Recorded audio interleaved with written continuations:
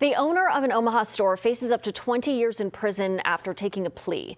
Back on February 2nd, the owner of the precious metals company, Jared McIntyre, pled no contest to a charge of criminal conspiracy. In exchange, 2 other charges were dismissed. The store's manager, Melanie Persley, is set to stand trial beginning in August. She is charged with theft, conspiracy, and racketeering. Prosecutors allege the 2 bought items brought into the store that they knew were stolen. The items, often in the box, with tags still attached.